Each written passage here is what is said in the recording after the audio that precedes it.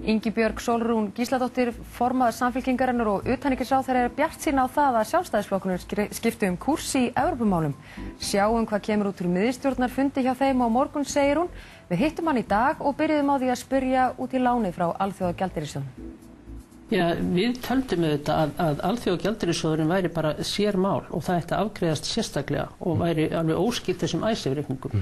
En það er alveg ljóst að Bretarnir og Hollendingarnir hafa lagt ofurkapp á að það sé gengi frá málunni varðandi Icesave-reikningana og það er reyndar sama skoðun hjá Evrópusambandsríkjónum 27 og reyndar vinir okkar á Norðurlöndunum eru þeirra skoðuna líka að við verðum að ljúka því máli til þess að við eigum, svona spakstuðning í Evrópu, að þá verði að klára þetta mál. Og ástæðan fyrir því að þeir eru svona umfram það er að þeir telja að ef það sé verið að draga í efa að sú reglugerð Evrópusambandsins sem nær til innistæðureikningana og að ef það verið að draga í efa gildisvið hennar, þá geti það haft mjög alvarlegar afleiðingar fyrir allt fjármálakerfið í Evrópu. Þú segir að þetta sé ástæðan, er þetta ekki hreinlega bara misnotkun á alþjóðastofnun af hálfu Breta og Hollendinga? Já, þeir eru greinilega að lobbya og auðvitað eru við ekki sátt við það, auðvitað eru við það ekki. En það eru auðvitað miklir hagsmunir sem hanga á spýtunni fyrir okkur og við erum einfaldlega í þeirri stöðu að við erum í mjög erfiðri stöðu. Við þurfum á vinum og bandamönnum að halda. Við getum ekki bara tekið þennan slag ein og óstudd í stríði við allt og alla. Þannig að við þurfum að vinna því að þessar þjóðir styðji okkur, ekki bara gagnvart Alþjóðagjaldeyrissjóðnum, heldur líka í framhaldinu í þeim erfiðleikum sem við stöndum í. Þeir líta svo á, allir þessir aðilar, öll Norðurlöndin meðal annars, sem að vilja okkur vel, að það sé svo mikið í húfi varðandi þessa reglugerð Evrópusambandsins innlánsreikningana að það sé ekki hægt að taka þá áhættu sem að því er samfara. Það er aðeins 10 dagar eða 2 vikur síðan að hver pólitíkur svona fættur öðrum sagði að þessi leið yrði ekki farin. Nú verðum við sem sagt að fara að semja við Breta og Hollendinga. Já, við höfum talið og það sé lögfræðilegur ágreiningur. Það sé ágreiningur það hvort að þessi reglugerð Evrópusambandsins eigi við í þeim aðstæðum sem við erum í á Íslandi. Þegar ekki aðeins einn banki hérna fyrir hliðina heldur heilt fjármálakerfi.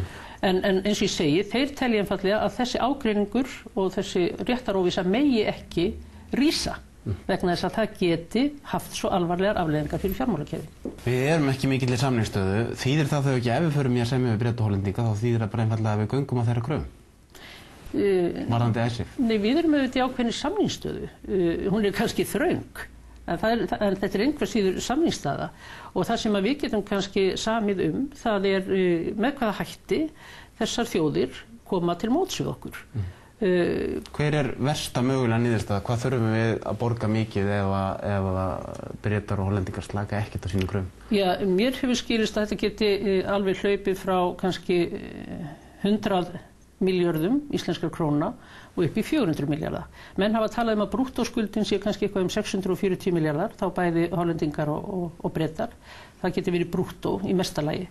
En þá eftir að taka alveg inn í það sem við getum fengið út úr eignum Landsbankans í Bretlandi sem ef við semdum að myndi þá losna stað þess að það er allt í frosti núna. Og þegar búið er að gera það dæmi upp, þá séum við kannski hugsanlega frá 100 milljörðum íslenskra króna upp í 300. Þetta er sem sagt upphæð sem er þannig að Íslendingar ráða við að borga hana. Og hún er ekki til þess fallin að börnin okkar og barnabörn verða að borga þetta. Þetta er upphæð sem er auðvitað há, hvernig sem á hún er litið, og hún er erfið og þetta er ósanngjarnt auðvitað að íslenskur almenningur þurfi að bera þessa bagga sem þessir bankamenn í Landsbankanum hafa þá bundið þjóðinni. Og við erum líka ekki sátt við það að það sé ekki hægt að fá skorið úr hinn lögformlega ágreining. En þetta er ekki upphæð sem er þannig að það sé verið að binda margar kynslóðir með þessu. Og þetta er ekki hærri upphæð heldur en kannski margar aðra þjóðir eru að taka á sig núna vegna bankakreppunar í öðrum löndum. Men hún getur að spyrja aðeins út í þetta ferli allt. Þetta byrjar með þjóðnýtingu Glitnis. Þar voru á ferðinni mistök. Síðan eru samskiptin við Breta, þar virðast ráðamenn okkar hafa gert mistök, Bretar túlkuðu það allavega mjög skringilega, síðan er krónan fest í 175, það er aðgerð sem gengur ekki upp. Síðan er það Alþjóðagjaldeyrissjóðslánin núna og það er búið að vera hringlað með það, peningarnir áttu að koma í landið 10 dögum eftir þetta var tilkynnt hér en nú eru þeir dagar liðnir og lánið ekki komið enn. Finnst þér skrítið að almenningur trú ekki að treysti stjórnmálamönnum lengur? Sko, þetta eru þín orð og ég ekki, veit ekki hvort ég kvitta upp á þetta sé allt saman mistök sem að þarna voru gerð. Ég held að bankarnir eins og Glitnir hafi verið de facto gjaldþrota.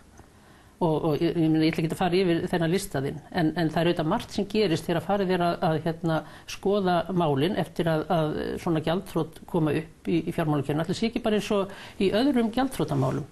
Og þegar þú ferð að skoða þau, þá kom upp úr skúffunni fjöldinn allur af óopnuðum gluggaumslögum sem að sá sem að hefur verið í miklum erfiðleikum hefur einhvern veginn ekki haft kjark til að horfast í augu við. Og það er auðvitað það sem við erum kannski svolítið með í fanginu núna í ríkisstjórninni. Ég held mig við þennan lista og held mig við að svona sé þetta.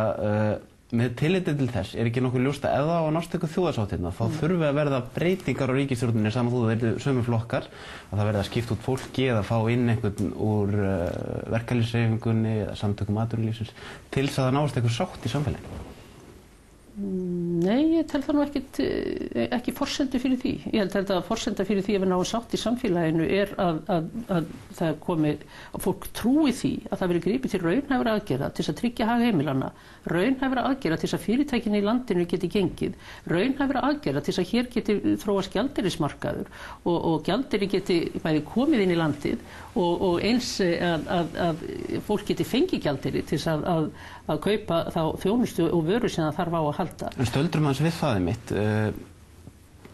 Ég spurði Geir Haarde á blaðamannafundunum þegar að það var tilkynnt lánið frá Alþjóðagjaldeyrissjóðnum hvað er langt í þessi peningar kæmin í landið og hann talaði 10 daga til 2 vikur. Nú eru þessi dagar bara liðnir og það er ekkit útlit fyrir að þessi peningar séu að koma inn í landið alveg strax og fyrirtækin er að falla hvert af öðru. Verður ekki eitthvað að gerast bara hreinlega á næstu dögum? Jú, ég gerir mér vonir það að Alþjóðagjaldeyrissjóðurinn verði með þetta mál til afgreiðslu í næstu viku. Í næstu viku? Já. Hvað með samstarfsflokkin ykkar í ríkisstjórn fyrir þá sem ekki eru blindir og hafa eitthvað að vita á pólitík, þá eru augljóst að það eru mikil vandræði inn í Sjálfstæðisflokknum. Er ekki orðið dálítið erfitt fyrir ykkur að vinna með Sjálfstæðisflokknum eins og hann er núna? Nei.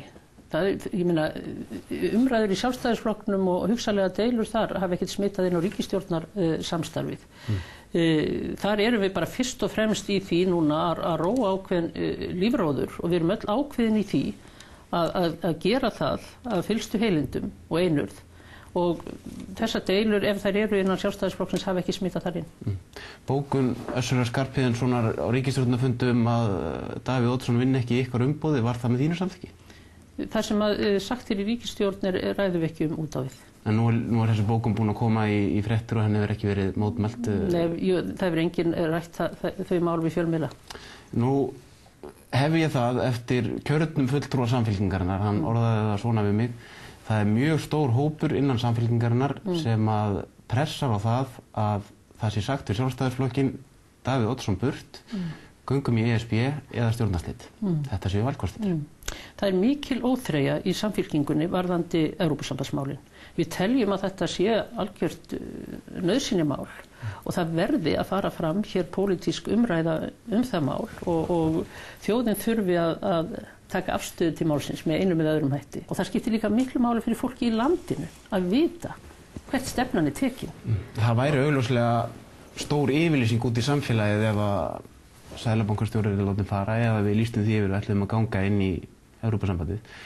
Hvað getið þið gefið Sjálfstæðisflokknum langan frest til að fara ykkar vilja í þessum málum? Af því það er augljóst að það hlýtur að verða niðurstöðan á endanum.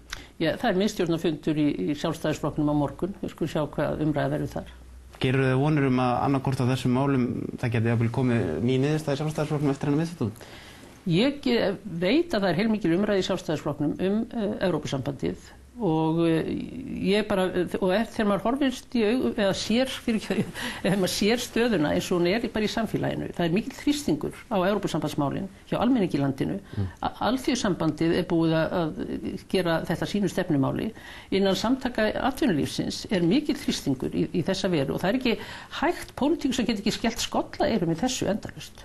Þá spyr ég, fer aftur í viðtal sem ég átti við Geir daginn sem þetta er samþykkt, þá segir hann, ég spyr hann kaupmáttarrýrnun á Íslandi verður hún 10% eða 100%, hann segir við erum að horfa á það að við förum nokkur ár aftur í tíman í kaupmáttarskerðingu. Kvittar þú upp á þetta? Mér finnst það alveg trúlegt, en það svo sko grábölvað? Það ekki grábölvað, en ég að segja, staðan ekki alveg en svo?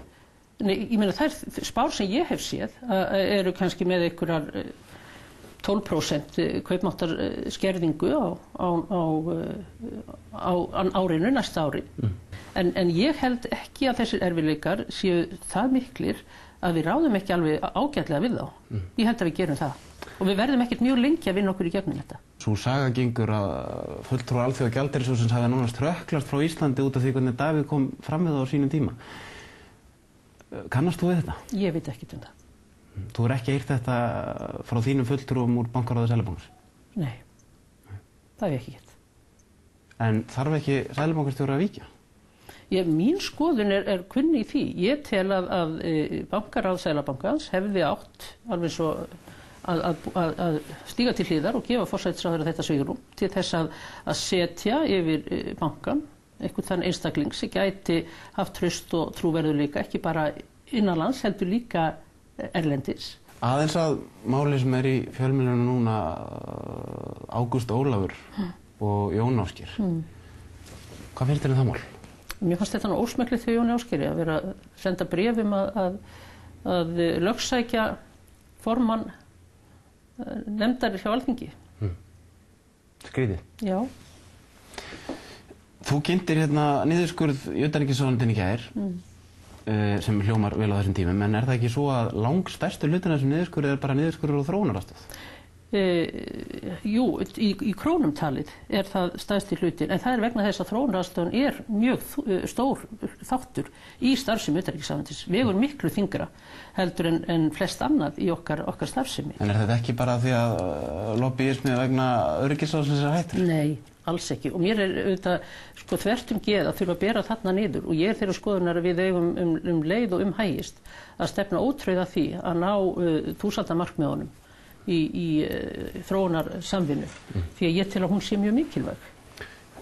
Kristín Arnardóttir, sendiherra, Birkir Jón Jónsson í Framsóknarflokki kallar þetta ógeðfellda ráðningu. Hverju svarar því? Ég er bara algjörlega ósammála. Það sem við erum að gera hér í ráðuneytinu, við erum að setja hér upp nýja skrifstofu yfirstjórnar í ráðuneytinu, það sem er skrifstofa bæði ráðherra og ráðuneytisstjóra, og við teljum að við sem að styrkja með því starf ráðuneytisins sem ég tel ekki vanþörf á, og hún verður skrifstofustjóra á þessari skrifstofu, og ég ræði hana sem skrifstofustjóra vegna þess að ég veit hversu öflugur stjórnandi hún er. En þá kemur miklu í verk. Er þetta ekki dæmi gamaldags stjórnunarhætti þegar fólk að ráða vini og pólitíska stuðningsmenn?